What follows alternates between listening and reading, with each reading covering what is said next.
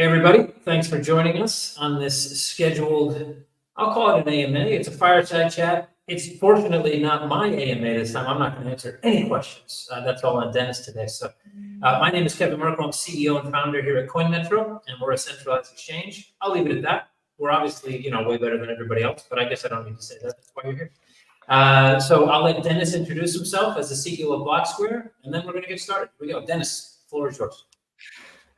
First of all, Kevin, thanks for organizing the AMA or Fireside Chat. To everybody who doesn't know me, I'm the CEO of Blocksquare, a co-founder of the company that we started back in 2017. And what we do is we tokenize real estate and we provide infrastructure for it. But in general, very pleased to be here and having this chat with you, Kevin. We've been eyeing Coinmetro for a bit of time, I say, and we're finally with you guys as well. Well, we appreciate that. We've been looking at you guys for a while. You've been on the short list for a while. Fortunately, that short list is shorter because you're off it. So that's good. That's good for both of us, I think. So you jumped into a little bit about what Blocksquare is, but for those who don't know Blocksquare and what you guys do, how about you give us a bit of a background on who you are, what you do, and why people should be talking about you. Sure. So Blocksquare, essentially what we do is we build this whole infrastructure to make it very, very easy for people to transfer the value of a single real estate asset on chain.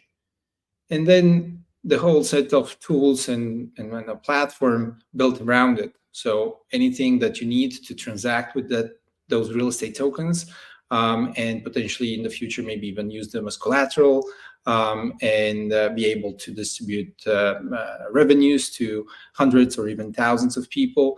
And all this is Web3 first.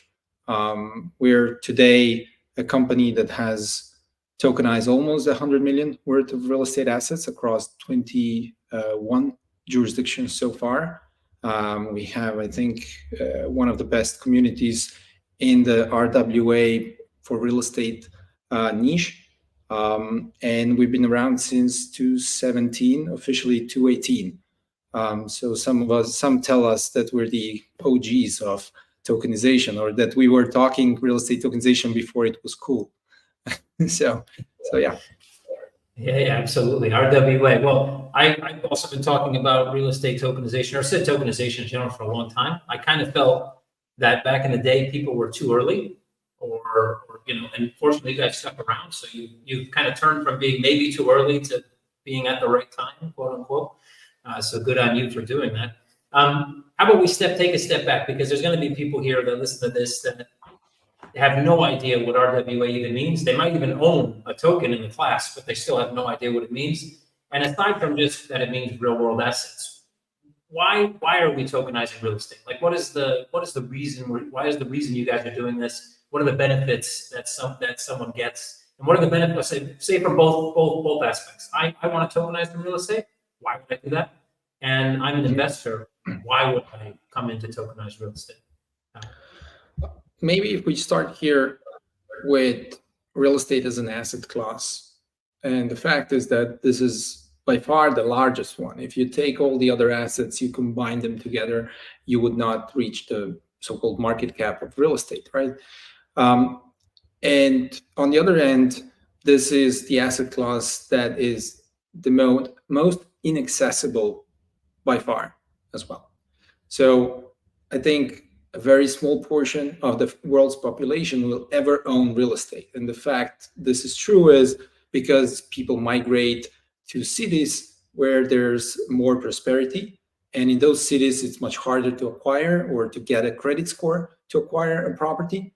And the reason for it is because 80% of the capital that is invested in real estate, predominantly here we're talking about commercial real estate and infrastructure, is done in 60 cities worldwide. And that means that all the other markets get a very small portion of that capital. And it means that the infrastructure is bad, the schools are not there, the roads are not good, all of it, right? And all of it pushes us to live in the New Yorks, in the Londons, and so forth. And so this is the situation worldwide. And the reason for this is because of liquidity. Liquidity is present where investors are present. That's why people want to, transact where there's a crowd, and the crowds are in those 60 cities. And the reason for it, it all kind of goes back into where money is flowing.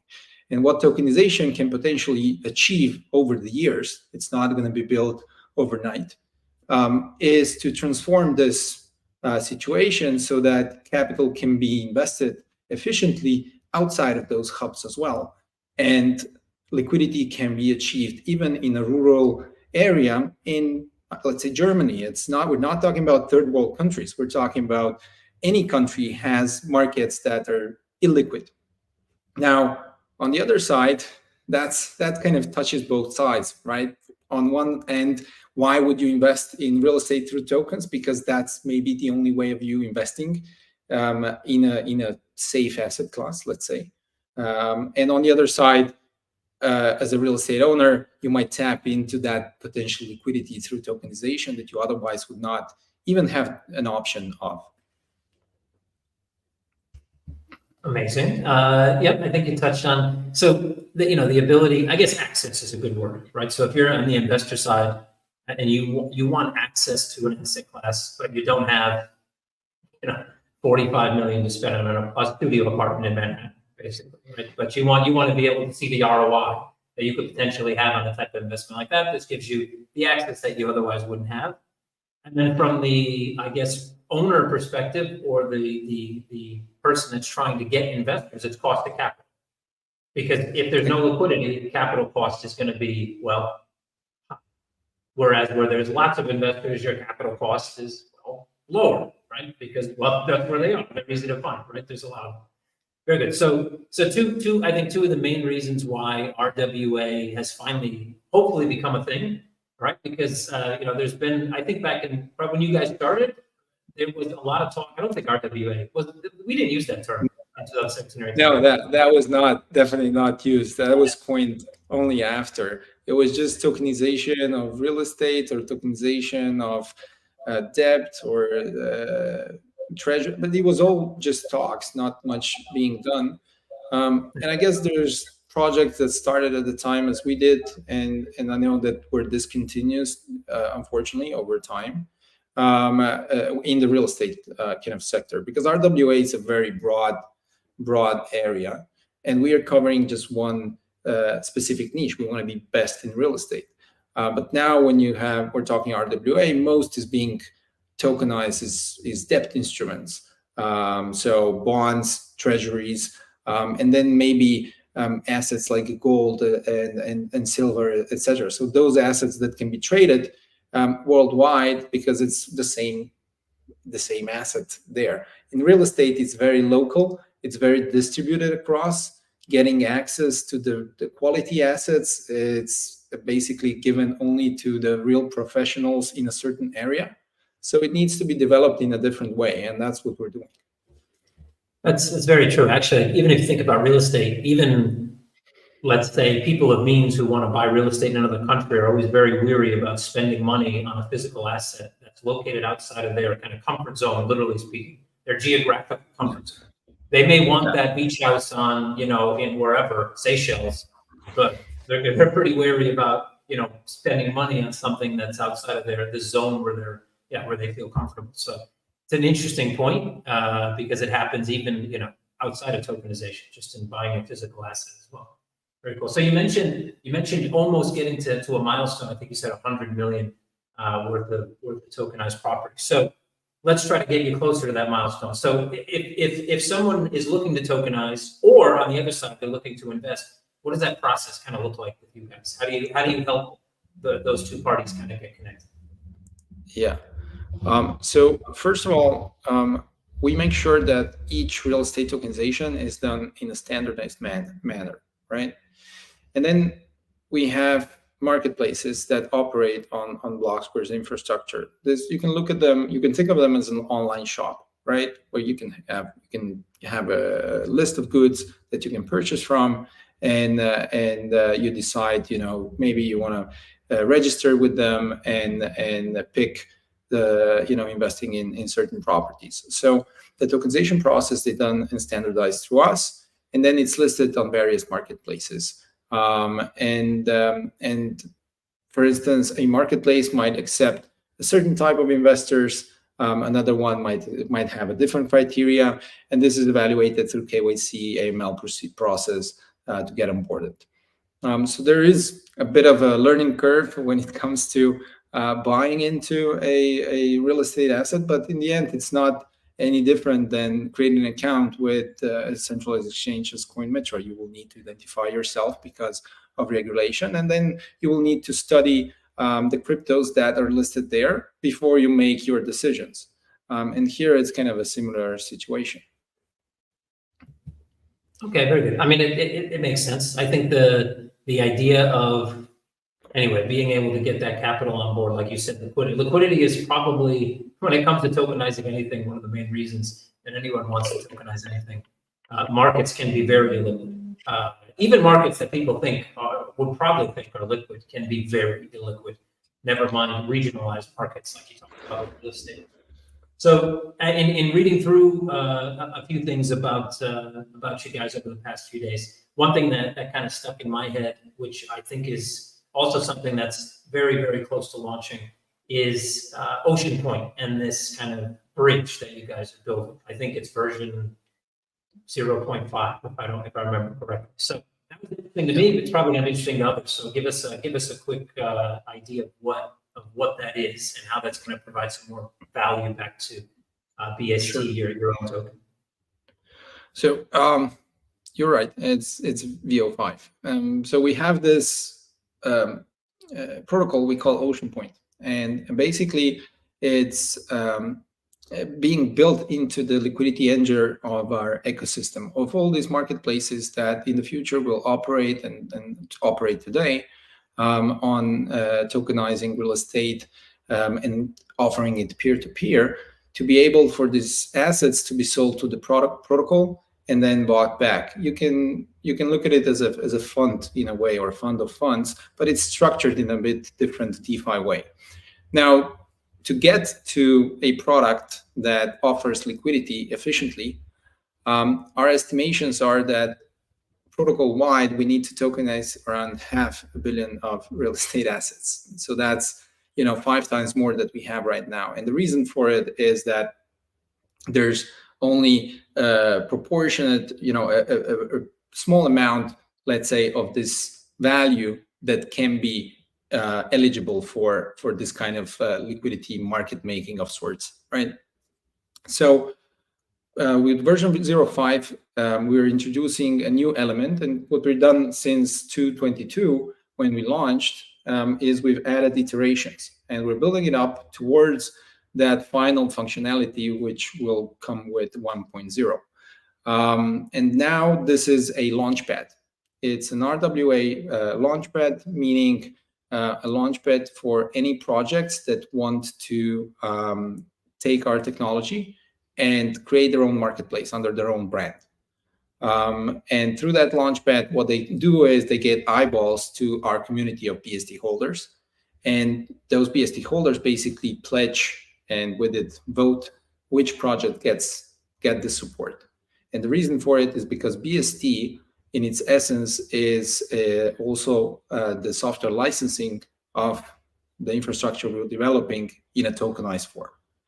And this way, basically, they can support the project that they believe have a higher chance of succeeding.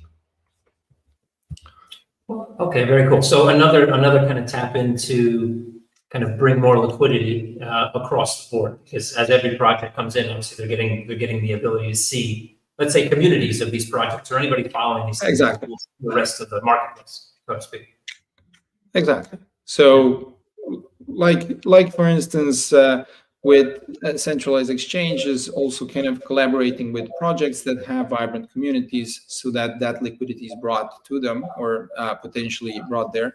And here it's a similar approach. The only difference is that it all revolves around tokenized real estate. Yeah, exactly. Okay, very cool. Very cool. So speaking of, we spoke a little bit before the show launched here, and we were just talking. I recall the country which you correctly identified as Sweden that had basically put their land registry on the blockchain. And I don't remember the date on that. I think it was 2018, 19, something like that. Maybe you remember. Yeah, but it was. Yeah, it was. I believe it remained in a pilot state. It didn't go into a full functional thing, which was kind of proof to us that this is not going to be easy. It's not going to be easy to bring real estate assets fully on chain, because if a country has a push on doing it and then they decide to step back, we will probably not see title on chain for quite some time. So what's there to do is tokenize the economic rights that derive from the ownership, and not trying to get the actual title, full bundle of rights that is tokenized. Yeah. And so have you guys talked to any, let's say, governments or anywhere in Europe or otherwise about the potentiality of eventually having kind of property rights on chain and linking that to the fructos as well, like linking that to the fruits, or have you not had those conversations? No, definitely. I mean, blockchain is an area of interest for many governments. So you get to, in the right events, you get to have those kind of conversations with various people working in government. How we understood, at least for Europe, is that any involvement there will come most probably through the European Commission. And they have a project to unify all land registries, not using blockchain, but the project to unify, that has been going on for almost a decade now, and they haven't done it. So there's a lot of challenges they have there. And putting everything on the blockchain, maybe that's going to be a shortcut, but it's going to be hard because governments usually protect property rights as much as possible.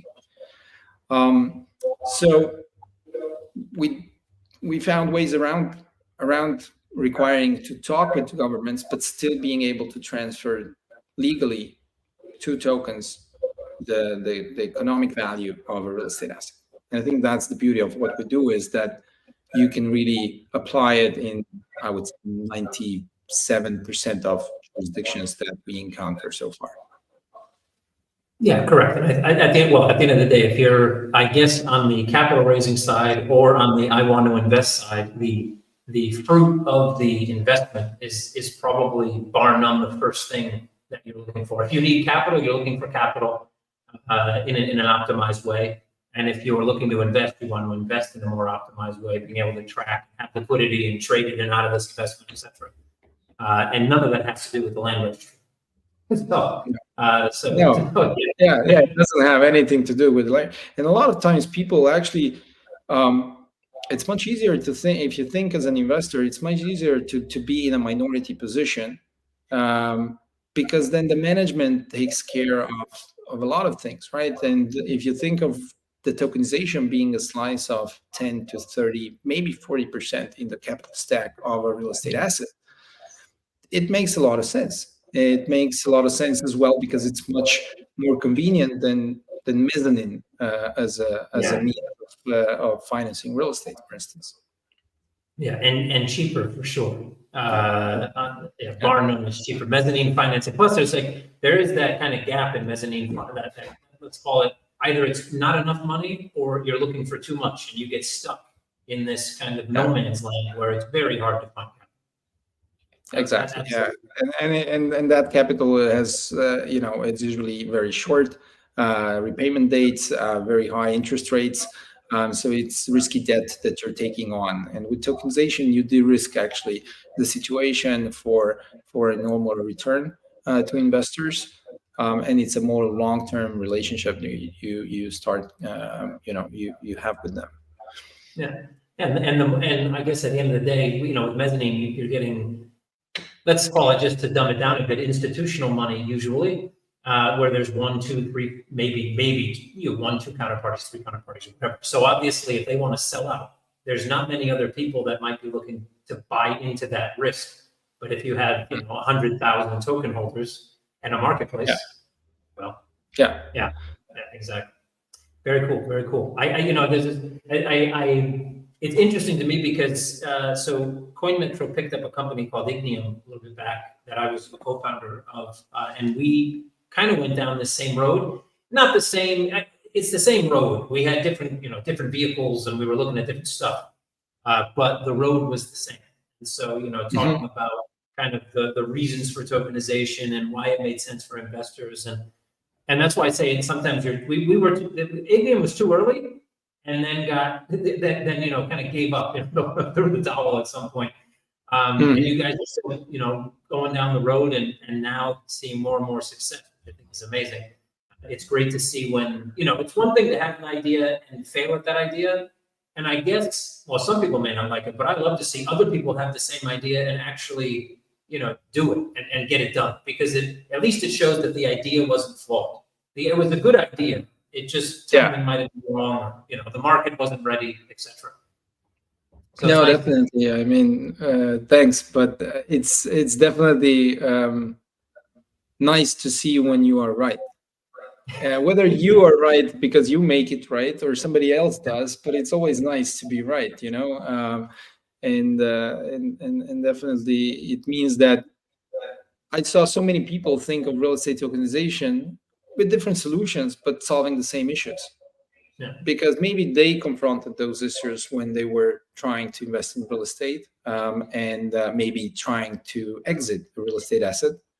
And they were, I talked with a broker once from San Francisco. It was back in 2018, I believe, or so. And he wanted to understand this tokenization thing, and it was like, why do we need this? I get a 100 million asset downtown San Francisco, and I sell it like that to 15 bidders. And I'm like, yeah, sure. But you put that same kind of asset, you even put it a fifth of the value into Ljubljana, you're going to sell it for 5 years. So, and that's the situation that a lot of times it's really important when you talk with somebody on the other end to be in a situation where they see struggle. And if you talk with the right person, then you can see why this problem is worth solving and why tokenization can be probably is the solution to it. Yeah, no, not only that, I'm sure if we had that conversation about San Francisco's real estate market, commercial real estate market today, it'd be a very different conversation. Probably, yes. Yeah, no more 100 million like that's for sure, unless they're discounting it to 30. And then even then, probably difficult to get rid of. So yeah, I think, people in general can be very short-sighted. Like you said, especially when they don't feel the pain. It's hard for someone in a comfortable position to feel the pain of someone in a painful position until they're there. And then they realize the pain, right? So yeah, absolutely.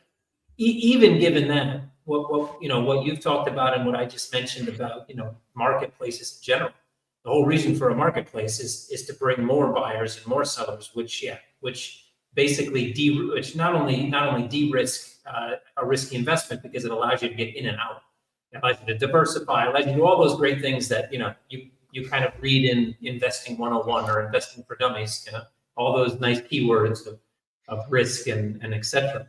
But it also brings different markets to your front door. So San Francisco might have been, not anymore, but might have been a great place to throw $100 million dollar deals on commercial real estate. But try to sell I don't know, single family home in not the best area of San Francisco and try to sell it quickly. Good luck. But that doesn't mean there isn't ROI there. Maybe nobody wants to live there right now, but ROI can still be there, meaning there will be investors that want to bring some money to the table, but not locally, like you said initially, right? It's about real estate markets being very, very localized. And here, you make them global, which solves a big problem.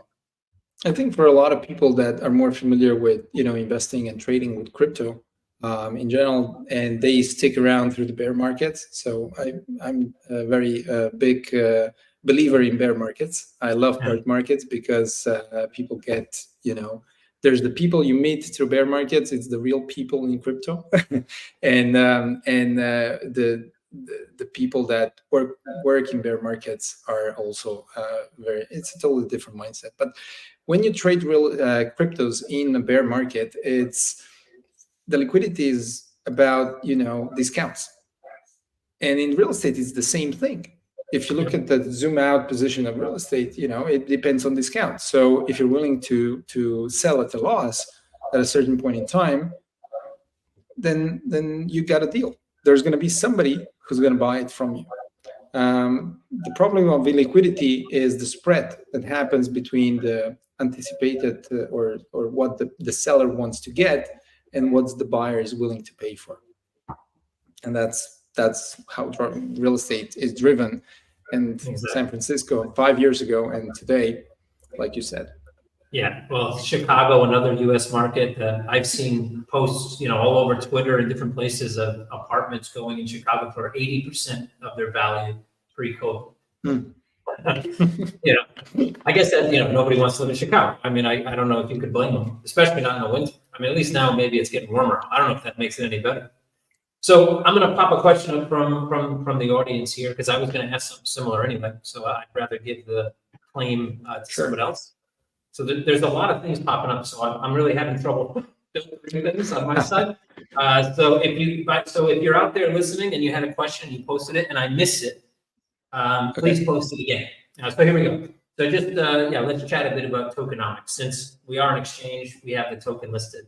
Let's talk about it. All right. Very simple tokenomics.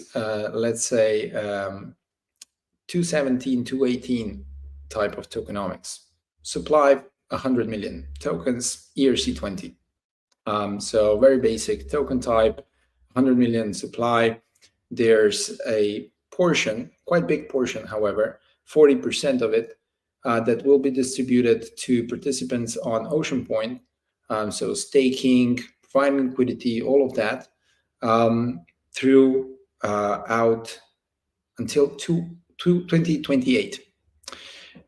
So the distribution there is 500,000 BST being distributed to various participants. Then some pools lock in that, some pools don't. So it depends really. And that's kind of a fixed then, let's say, inflation of the circulating supply. Then there's a proportion of 22% that's for the team. Remember, we were building since 2017.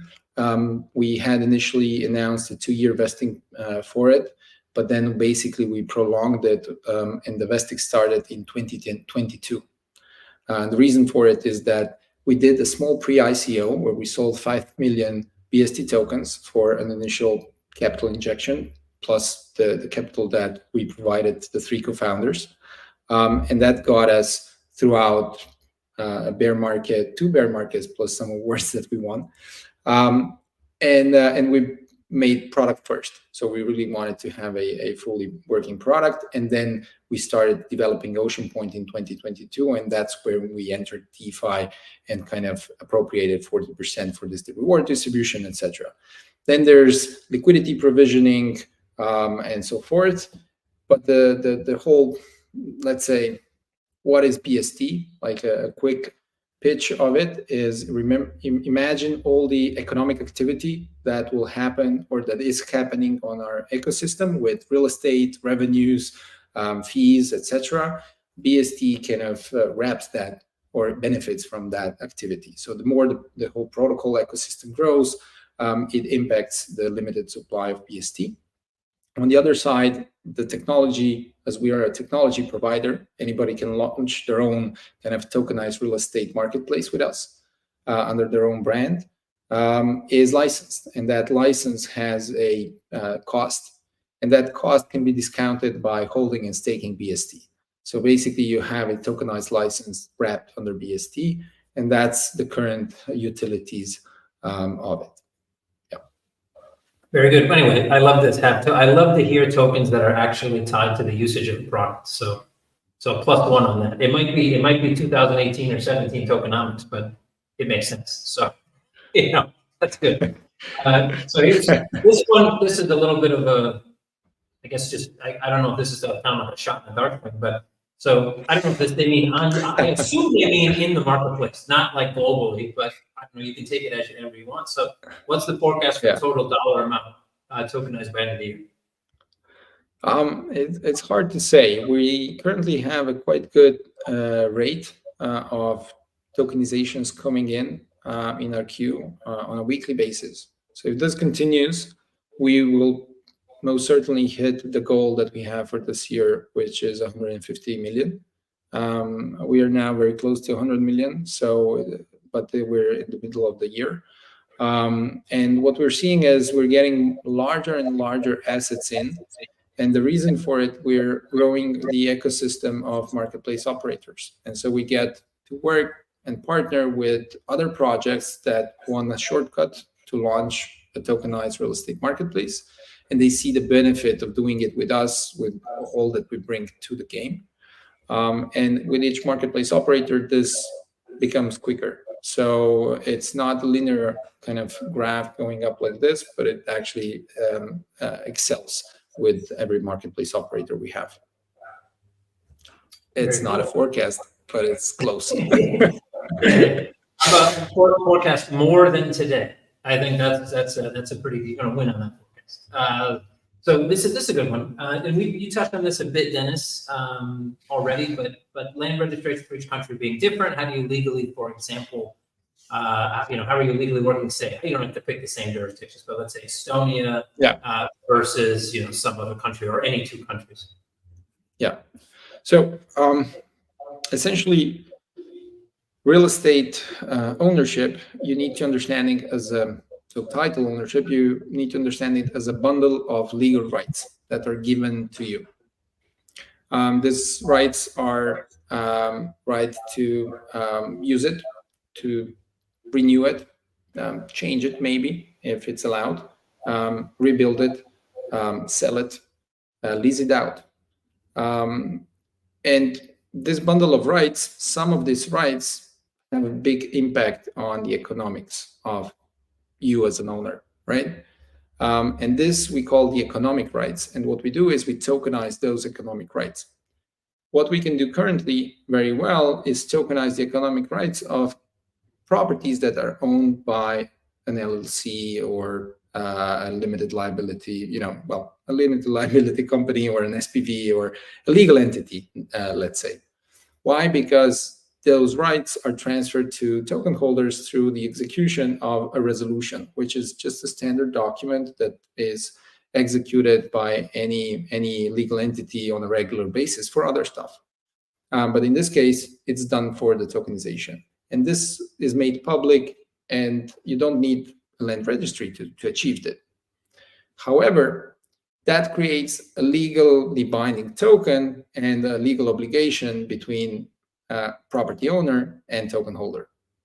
It's okay, but it's not ideal. It's not perfect.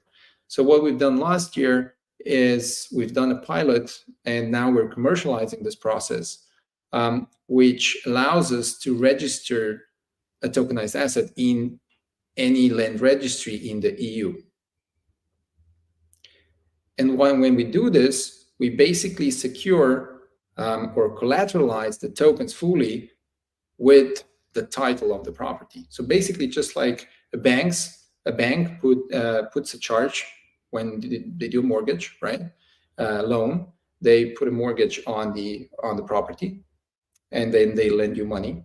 Here, it's a very similar process, but the asset being loaned out is the tokens of the property itself. And that transaction is basically used to notarized and used to put a charge on the title. And once we achieve the commercialization of this process, then there's a full backing of tokens, real estate tokens for the market. And I think that's kind of a really cool development, because you don't need the regulator to approve your process. You're just using the same tools that banks have been using for hundreds of years. Yeah, exactly. Well, I think if regulators understood a bit more what blockchain was and how it functions, we'd already be further along with that process. But It just reminds me because you guys have a blog post that I read about doing exactly this in Slovenia, right? Where you had a test case of a well, you can explain. You had a test case that you were able to kind of link to the notarized transaction. Yeah, go ahead. So that might be interesting for people to listen to. So basically what I just described was done in this case where we've done it on a very small asset, a single parking space in Tech Park in Ljubljana. And what we wanted to achieve is to do it without going and talking with any regulator. We just wanted to see if this can be done by just going commercially to a notary. And first we had to meet with that notary, and they had to understand they had zero knowledge of blockchain. So that was very important for us. Can we do this process without the relevant party, the notary, being aware of anything like tokenization, blockchain, or anything beyond obviously hearing about Bitcoin maybe? And it was a couple of meetings, and we came up then in the end of the right way of doing this. And even the notary was able to kind of suggest certain things in that proposal that we had initially, to really make it, because she wanted to achieve that the transaction has direct executability, which in plain language means you don't need to sue somebody, but the court will look at the documents and rule directly in favor of the plaintiff, not the plaintiff, but the one that is saying, hey, there was a default, I'm seizing the asset because the loan was not returned. And that's exactly what we achieved. And now what we're doing is we're working in another jurisdiction to establish a separate legal entity that will deal across our ecosystem with this type of transactions and be able to kind of notarize any tokenized asset in our ecosystem, even retroactively. Very cool. So yeah, I think that's to the last question. That's essentially kind of standardizing the process. So this way, regardless of what country you go to, maybe not 100% of countries. I think there was a percentage somewhere, but the vast majority of countries, you would be able to follow the same process, even if the exact kind of passes you have to take are slightly different. The standardization will allow you to do it in pretty much any country. Exactly. You have countries where commercial entities are not allowed to deal with lending. Foreign entities can't enter into lending or collateralized with real estate positions. You have countries where this is only reserved to banking institutions within that country. So those countries, unfortunately, you either need to find a partner there that will do it with you or for you on your behalf, or you won't be able to enter that market. And yeah, it seems risky anyway, so I'm not sure that's a market you want to enter as a foreigner, but good luck, I guess. So Robin, quick question on, I guess, back to tokenomics. So 20% of team tokens are unlocked since 2022, or what is the schedule?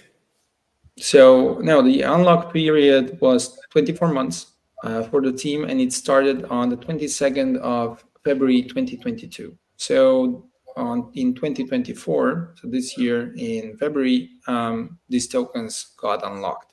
There's a small proportion of them still not being appropriated because it's for future team growth incentives.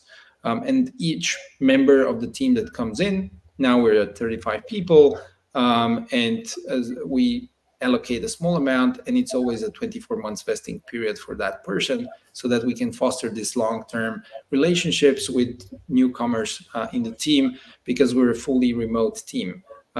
We grew mainly kind of through COVID and after COVID, and that was as a result, and I love remote work, and I think everyone in our team does as well. Yeah, that's just a background. That's just one of those Zoom backgrounds that he's got behind. Exactly. But I can walk into it if you want. yeah. It's an upgrade on Zoom. Not everybody has an interactive background. Exactly. So, how is yield distributed to the investors on chain once the building is ready? Or I guess, well, okay. I guess it depends. It's bespoke, but yeah. No. It's a really good question.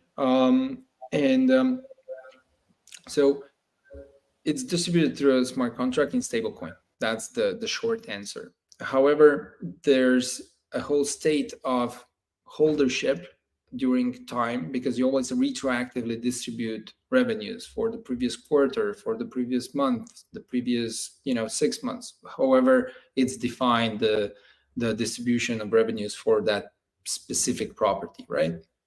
And so that calculation, however, is done off chain currently. We believe that in the future, blockchains will be able to process more and more data, and it means that you will be able to process a lot of this activity on chain directly. But currently, this is simply not possible, because you might think of 100 holders, but every hour there could be a change in those holders because there's some trading activities, and you need to kind of appropriate it in the right way, and that's actually the hard part, and we solved that part. Yeah, and there's really no, on Ethereum or anywhere else, a token standard yet to handle that much kind of data calculation, for sure. There are some that are geared towards tokenization, 17, whatever, I forget the ERC, but it's still relatively, let's say, it's not a smart contract. Let's put it that way. It's not that smart. It's a not so smart contract. Yeah, you need to loop through a lot of data if you wanted to do it, and it would just burn out the gas in the block that it's possible, and then there would be no result, and you can't do it across 5 blocks, right? And it would be a totally inefficient way of doing it, by the way. Very gas inefficient. Yeah. So follow-up question to the last one about distribution of yield. So just a collateralized copy of the token on the property, does that become a security? Yes. Short answer, yes. Tokenized property, any revenue sharing type of token essentially is a security.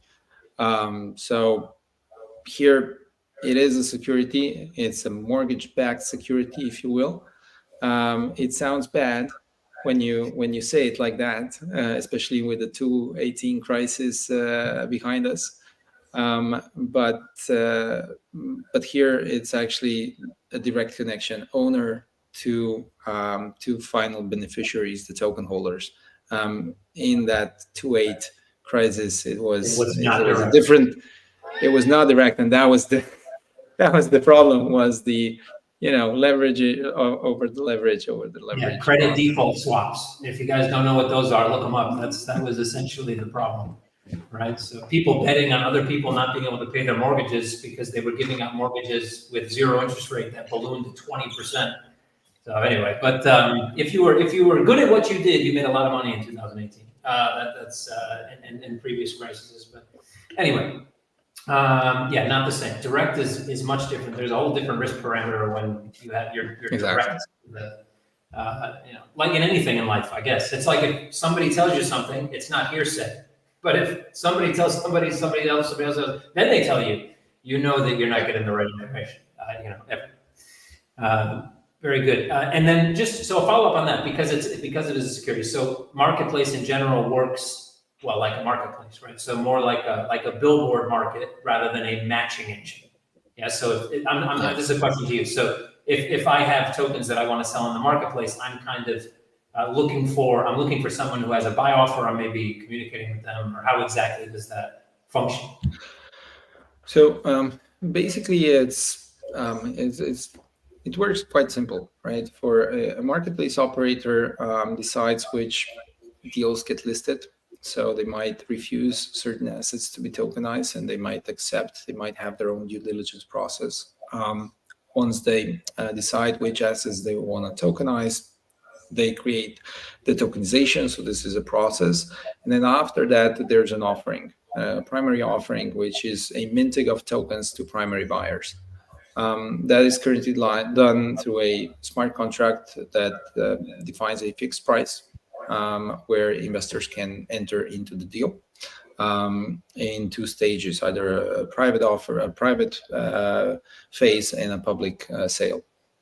And then after that, There might be a period of time, depends on regulation, where tokens are not tradable.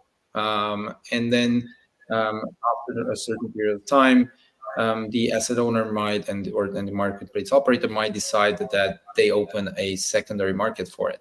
The secondary market, however, it's not as sophisticated as a centralized exchange where you have a matching engine, you have market makers, and so forth. It's basically you post, hey, I want to sell 1,000 tokens for $10 a token. And somebody else or a couple of others can come and match partially or fully that order or throughout various tranches, and they can acquire it. So the liquidity there is limited to the population or the user base of that marketplace. So if there's 10 users, it's quite thin. If there's 100,000 users, it's more interesting, right? Yeah. So yeah, in a sense, a what you would call a billboard market, which is usually doesn't require licensing. At least mostly anywhere in Europe, even in the U.S. for that matter, it's kind of like a classified. It's like putting a classified ad in the newspaper and then someone calling you up and saying, "Oh, I'll give you this much," and you're like, "Yes or no?" But you're kind of qualifying your own bid or offer versus a machine that does it for you. Exactly, and that's the reason why we build it this way, because in many places, because these are securities, if you want to trade them on a ATS, what they call in the US, like you need licenses, and this is hard to acquire. So you want to make it as simple as possible for any business to operate the marketplace without, even if they don't have those licenses yet. Exactly. Yeah. It's a very important point because if there's I think a lot of people think it's, well, like you said, you hear the word security or even just security in the crypto sphere. Hearing the word security makes people start thinking Gary Gensler and the SEC, and they get all worried. But in reality, there are ways to transact in securities, and there's no way. There might be a way to do it, but there isn't a way, legally speaking. But even if there was, what makes real world assets, let's say, interesting to investors, is because they're securities.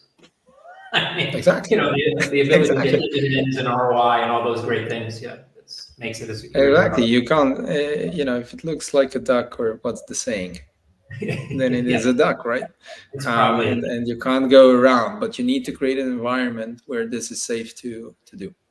Exactly. All right. So we have actually two follow-up questions from the same person that was asked the other question. There are other questions. I'm going to get to them. I just want to get these, since they're follow-ups. I don't want to jump from one thing to another. So I'm going to post them both because they're typed, and then you can answer. So First one, just saying, which is a follow-up on the notary.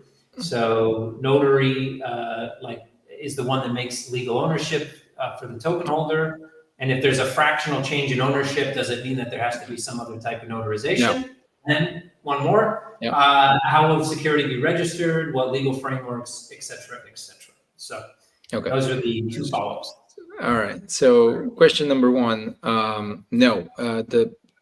How we built the tokenization protocol and on the legal side is it's really important that the asset doesn't need to be transferred on a special newly formed vehicle, because then there's a taxation event, and that with the change of tokens, the economic rights pass between hands atomically on chain. So as soon as Kevin buys 1,000 tokens from me, he receives those economic rights, and he can potentially legally enforce them at a certain point in time.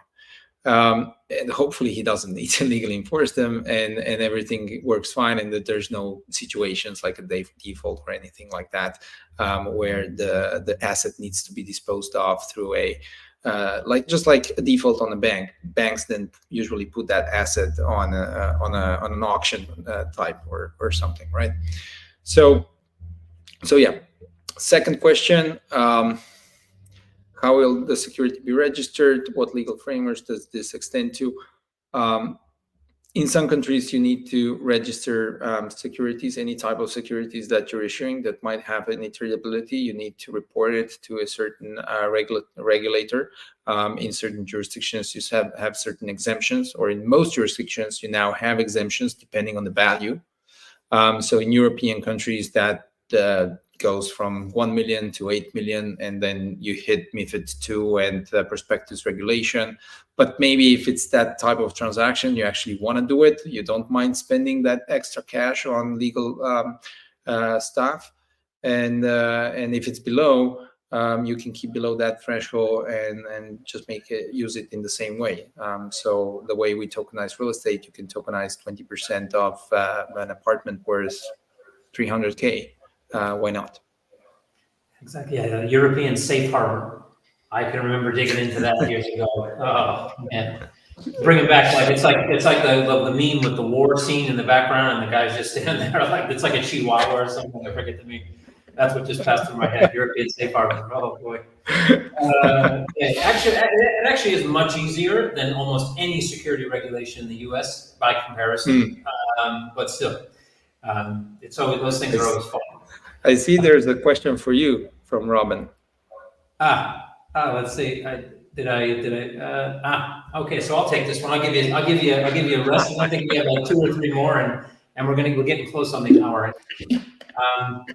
So what are the way for staking on Coinmetro to participate in governance, and what is the timeline for Coinmetro staking? So can't give you a timeline today, but what I will say, and I've said this a lot, but everything we list that we want to have some way to either have passive income or being able to lock in value for every single asset we list. So one of the reasons we listed BST is because we saw an avenue to do that. And thus, I would say that yes, at some point in the future, and hopefully we'll do that very closely with Dennis and his team, is to build out something that is kind of unique to Coinmetro, but also hopefully solve some maybe UI or UX issues that clients of Blocksquare might face. So, and that's why centralized exchanges exist, because we try to make things kind of easier and, like you're used to. So rather than having to figure out what DeFi is and use, Uniswap and a ledger and a trend, all these things, you're able to just kind of click a few buttons. So yes, short answer to that is yes. Longer answer is we have yet to really delve into it, but it is definitely something that we're interested in doing, and we will do it. It's probably going to have to after the summer though, from our side, because things like this, and the summer things tend to die out on the market. And so while that doesn't mean we can focus on building stuff, we have a lot of stuff to build. So, yeah, like everybody, there's never a shortage of stuff to build. Kevin, we're gonna try to make it easier. Yeah. Thank you. We're gonna definitely put our team to work to make it easier for your team, just to see if it's possible. Definitely. Absolutely. I like that. And hopefully we make it somehow easier for you guys too, because it's something you don't have to build on your end. So it'd be like it's a win-win, hopefully. Well, win-win-win, because then clients should win as well. So we get 3 wins. That's good. So yeah, this is Jack's asking for some examples of properties that have been successfully tokenized on Blocksquare. Go to Etherscan, type down BSPT. There you go. And it should show you a lot of properties there. Some of them have not been updated yet, but you can. That's where you can start your discovery. And the other part is go to ocean.fi and go to ocean.fi, and you can also see some pictures. Yeah, and if they're not displaying, it's Etherscan's fault. So you talk to Joe Lubin; he'll be at consensus. So you can. Okay. Yeah, you can mess with Joe Lubin. We found an amazing support specialist at Etherscan that we're in touch with. We have a Telegram group. You actually talked to somebody at Etherscan, man. You know how many times I've sent in a form to Etherscan, or we have. I kept sending. I kept pushing for a year. It's about right. I was gonna say get lost. I was gonna use a boomer term and said, okay, get lost in the ether. But then I figured that was too corny, so I just let it go. But that's literally what happens at Etherscan. Like you just get You're just awesome. That's it. But that's amazing. Please DM me the name of this this support guy or girl. I will secretly share that with you under an NDA. Okay. Okay, cool. I think now, unless I'm wrong, I think we got to all the questions. Now, there might have been one lost in the mix above because we had a lot of people coming in and kind of just chatting and talking about BST. And I tried to find all the questions. I might have missed one. If I did, I'm sorry, but you'll have about a minute or so here, or 2 minutes to post it again. So we're waiting. But other than that, Dennis, any last anything you want to mention? Something we didn't pick up? Something I forgot to ask? I don't know. Anything? I think one of the cool things that we're doing, and Cody from Las Vegas is heading this, is something we call the regional hubs. So basically, it's to simplify, it's like Blocksquare is sponsoring you to open up your own RWA regional hub where you can, create a community around it. And we're happy to provide means for you to do it. So anyone interested in something like that can reach out to us and learn more about it on oceanpoint.fi, which is the place where we are building our DAO. And the reason for why we're doing is because as you're building a decentralized organization, you get more and more community, right? And that community gets less and less active and more, it goes passive. And so you have this nucleus as a core team, and then you have this border that just grows farther and further apart. And at a certain point in time, it's just too far out. So what we're trying to achieve with regional hubs is get this activated community members from the periphery towards the central, the main team around it, so that we can really foster a global ecosystem. And we now have, I think, over 70 ambassadors that signed up and are starting their hubs. So it's already quite lively, I believe, and more to come. Yeah. That's cool. It's like Wi-Fi repeaters. If you have a house with thick walls, or it's too big. If you have too big of a house, that's a good problem to have. But if some people just have thick walls on them. But very cool. Communities. I got to say, one of the best things I think Coinmetro has built over the years has been community, and it's one of the hardest things to build, but it's also one of the most enjoyable. So I tip my hat to Blocksquare and your community. Thank you guys for showing up. Thank you to our community as well at Coinmetro for showing up and asking some really good questions. And Dennis, I hope this isn't the last time that we speak on one of these things. We're going to have to catch up next time you guys do something amazing, and we can tell everybody about it. So thank you, and that's it from us. Thanks everybody. Thanks for the support. And you can follow. Where should they follow you, Dennis, or the company? What do you have on Twitter? Most people follow us through X. I don't have that many followers on X, so I'm happy for every follow there. But they can get to chat with us through Telegram and Discord. I think that's the best place to actually ask questions and talk to us. Awesome. Look for Blocksquare everywhere, and give Dennis some more followers on X. I was going to say Twitter. Twitter is a much better name. Let's all just agree to that. I mean, it is definitely. It's much better. But don't let anyone hear you. Thanks for spending the hour with me, Dennis, and thanks to everybody out there. Cheers, and until the next one. All right.